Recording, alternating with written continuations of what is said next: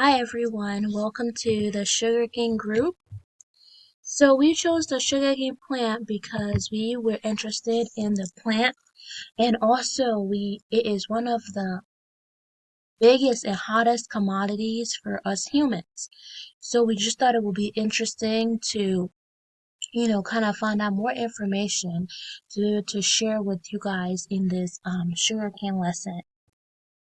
First of all, we'll start with the introduction of the plant. The official and scientific name for the sugarcane plant is called Saharium oferium, is Latin. I'm not sure if I'm pronouncing it correctly, but ironically that means sugar factory. So it's the sugarcane plant originated in Papua New Guinea and it is actually a perennial grass. So we all know that sugarcane makes sugar, either refined or unrefined sugar, which is used for many things and other purposes in our society. It also creates molasses, which is used for fermented drinks and other sugary alcoholic beverage like rum, for example. So the plant is usually grown in subtropical or tropical locations like Africa, Mexico, Central America, etc. Fun fact, Brazil is actually the largest producer of sugarcane as of 2023, around 2018-ish, and for the longest time, India used to be the number one producer, but now they're second on the list.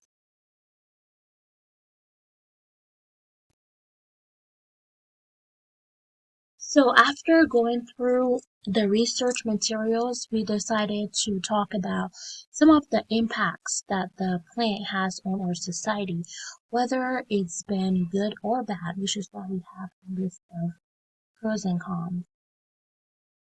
First of all, we have the pros, which is sugarcane actually helps produce biofuel. So what this means is that the byproduct of sugarcane can create ethanol, which translates to gasoline or fuel. So about 22% of Brazil's gasoline comes from sugarcane, believe it or not. Something that is a pro that comes with this benefit of us getting ethanol is pollution. So sugarcane takes a lot of space and resources that can be harmful to their environment when it's planted. First of all, it takes a lot of land space. Secondly, the fertilizer and water used causes a lot of damage to the environment. So fertilizers can be harmful to the soil as and water is essential to our daily lives for us to be using, to keep the plant alive. Other things that sugarcane kind of has a bad reputation on our environment is the fact that when it is produced in factories, some of the other chemicals released into the air include nitrogen oxide. We also have things like carbon monoxide and sulfur oxide that are, spilled into the air, which is not good. Obviously, we have our health benefits because with any good plants out there, we have benefits that come along with them. So first of all, some health benefits include antiseptic properties. We have a cooling effect because it is water, so it can have, it can help you stay hydrated. We have it relieves inflammation. It helps with liver health. And something that I found really interesting was that it could be used as a laxative and it helps lower cholesterol levels and reduces high blood pressure, which I thought would be the opposite since it's sugar we're dealing with. But on the other hand, of course, it's sugar. So you have diabetes that could be an effect on your health. Lastly, and most important of them all, we have the effects of slavery that sugarcane had on the U.S. economy as well as the entire globe. So we know that in order to keep sugarcane as the number one trading commodity here in the U.S., we had slavery, and that obviously is not a good impact, but it is a part of our history.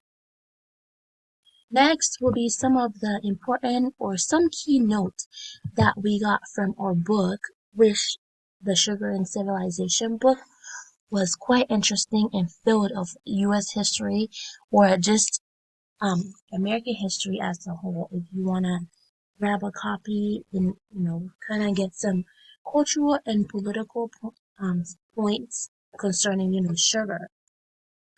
But one of the things that we saw in the book was the fact that slavery was a huge thing. Politics was a huge point, also pointed out in the book. We had talks of the labor laws, like child labor laws, women health, etc. There were talks about Congress going back and forth on making better laws for children in the labor force because they were working long hours and they were getting paid less, but nothing was being done about it. Obviously, we see now, years later, that the labor laws have gotten way better for the youth. Other things that we saw was that the Sugar Act was passed.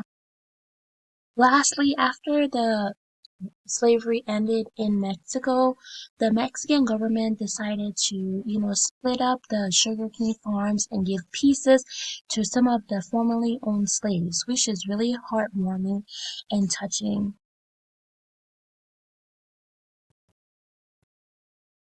And these are the references for this half of the lesson, which is the introduction portion, just covering a little bit of, touching on the book, etc.